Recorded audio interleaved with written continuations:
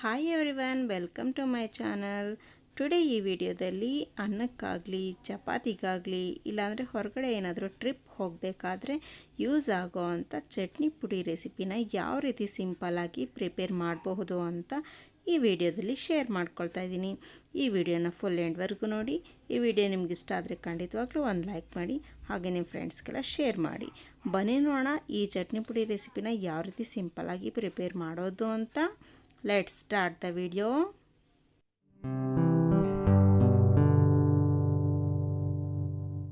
ಇಲ್ಲಿ ಫಸ್ಟು ಒಂದು ಕಡಾಯಿ ಇಟ್ಕೊಳ್ತಾ ಇದ್ದೀನಿ. ಕಡಾಯಿ ಸ್ವಲ್ಪ ಬಿಸಿ ಆಗಿದ ನಂತರ 1 ಕಪ್ಪಷ್ಟು ಕಡಲೆ ಬೀಜನ ಹಾಕ್ಕೊಳ್ತಾ ಇದ್ದೀನಿ. ಇದೇ ರೀತಿ ಮಾಡಿಕೊಂಡ್ರೆ ಟೇಸ್ಟ್ ಕೂಡ ತುಂಬಾ ಚೆನ್ನಾಗಿರುತ್ತೆ. ಸೊ ನಾನಿಲ್ಲಿ 1 ಕಪ್ಪಷ್ಟು ಕಡಲೆ ಬೀಜ ಹಾಕ್ಕೊಂಡು ಚೆನ್ನಾಗಿ ಫ್ರೈ ಮಾಡ್ಕೊಳ್ತಾ ಇದ್ದೀನಿ.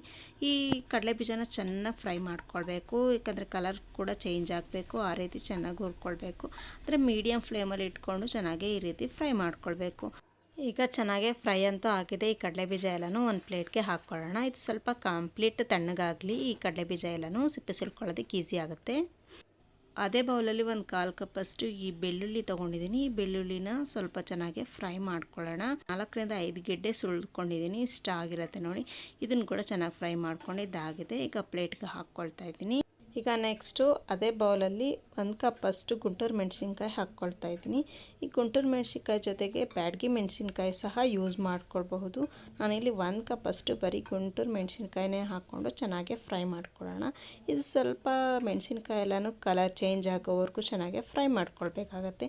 ಎಲ್ಲನೂ ಮೀಡಿಯಮ್ ಫ್ಲೇಮಲ್ಲಿ ಇಟ್ಕೊಂಡೆ ಚೆನ್ನಾಗಿ ಫ್ರೈ ಮಾಡಿಕೊಂಡ್ರೆ ಸ್ವಲ್ಪ ಟೇಸ್ಟ್ ಅಂತೂ ತುಂಬಾ ಚೆನ್ನಾಗಿ ಬರುತ್ತೆ. ಸೊ ಈಗ ನೋಡಿ, ಈಗ ಮೆಣಸಿನ್ಕಾಯಿ ಎಲ್ಲನೂ ಸ್ವಲ್ಪ ಕಲರ್ ಚೇಂಜ್ ಆಗಿದೆ. ಇದನ್ನು ಕೂಡ ಪ್ಲೇಟ್ಗೆ ಸರ್ವ್ ಮಾಡ್ಕೊಳ್ತಿದ್ದೀನಿ. ಈಗ ನೆಕ್ಸ್ಟ್ ಅದೇ ಬೌಲಲ್ಲಿ 1 ಕಪ್ಪಷ್ಟು ಕಡಲೆ ಬೀಜಕ್ಕೆ 2 ಕಪ್ಪಷ್ಟು ನಾನು ಕೊಬ್ಬರಿ ತುರಿ ಹಾಕ್ಕೊಳ್ತಾ ಇದ್ದೀನಿ. ಅಂದರೆ ಒಣಗಿರೋ ಅಂಥ ಕೊಬ್ಬರಿನ ಚೆನ್ನಾಗಿ ಫ್ರೈ ಮಾಡ್ಕೊಳ್ಳೋಣ.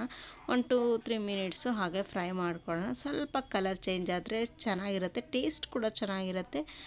ನೋಡಿ, ಕಲರ್ ಸ್ವಲ್ಪ ಚೇಂಜ್ ಆಗಿದೆ. ಈಗ ಇದನ್ನು ಸಹ ಸ್ಟವ್ನ ಆಫ್ ಮಾಡ್ಕೊಂಡ್ಬಿಟ್ಟು ಈಗ ನೆಕ್ಸ್ಟ್ ಇದನ್ನು ಒಂದು ಪ್ಲೇಟ್ಗೆ ಸರ್ವ್ ಮಾಡ್ಕೊಳ್ತಾ ಇದ್ದೀನಿ. ಈಗ ನೆಕ್ಸ್ಟ್ ಅದೇ ಕಡಾಯಿಗೆ 2-3 ಸ್ಪೂನಷ್ಟು ಜೀರಿಗೆ ಹಾಕ್ಕೊಂಡು ಫ್ರೈ ಮಾಡ್ಕೊಳ್ಳೋಣ. ಈ ಜೀರಿಗೆ ಹಾಕ್ಕೊಂಡಷ್ಟು ಚಟ್ನಿ ಪುಡಿಗೆ ತುಂಬಾ ಟೇಸ್ಟ್ ಇರುತ್ತೆ. ಸೊ ಹಂಗಾಗಿ ಚೆನ್ನಾಗಿ ಫ್ರೈ ಮಾಡ್ಕೊಳ್ಬೇಕಾಗತ್ತೆ.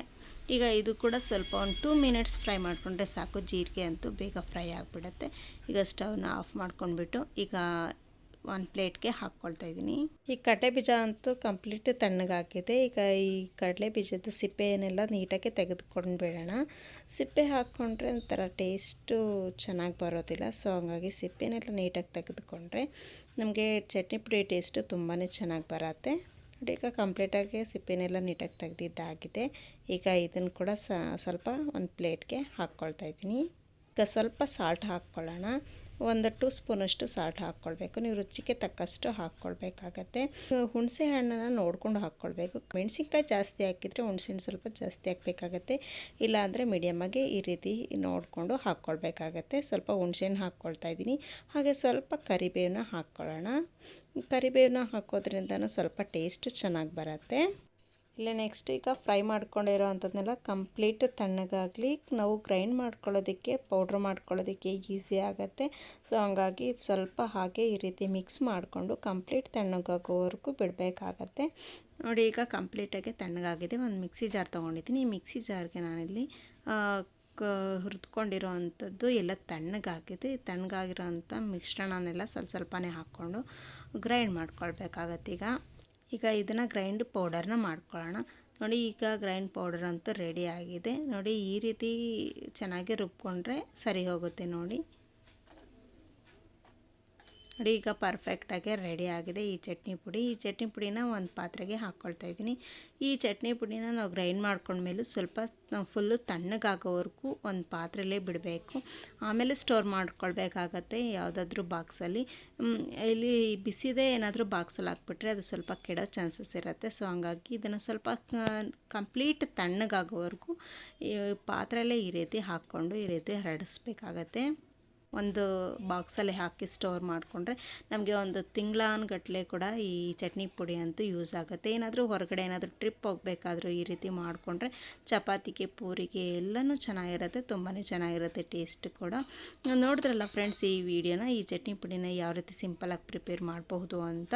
ನೀವು ಕೂಡ ಒಂದು ಸಲ ಮನೇಲಿ ಈ ರೀತಿ ಟ್ರೈ ಮಾಡಿ, ತುಂಬಾ ಚೆನ್ನಾಗಿರುತ್ತೆ. ಯಾವಾಗಲಾದರೂ ಬರೀ ಅನ್ನ ಸಾಂಬಾರು ತಿಂದು ಬೇಜಾರಾಗಿದ್ದರೆ ಬಿಸಿ ಬಿಸಿ ಅನ್ನಕ್ಕೆ ಈ ರೀತಿ ಚಟ್ನಿ ಪುಡಿ ತುಪ್ಪ ಹಾಕ್ಕೊಂಡು ತಿಂತಾಯಿದ್ರೆ ಅದರ ಟೇಸ್ಟೇ ಬೇರೆ ಇರುತ್ತೆ. ನೀವು ಕೂಡ ಒಂದು ಸಲ ಮನೇಲಿ ಈ ರೀತಿ ಟ್ರೈ ಮಾಡಿ, ತುಂಬಾ ಚೆನ್ನಾಗಿರುತ್ತೆ.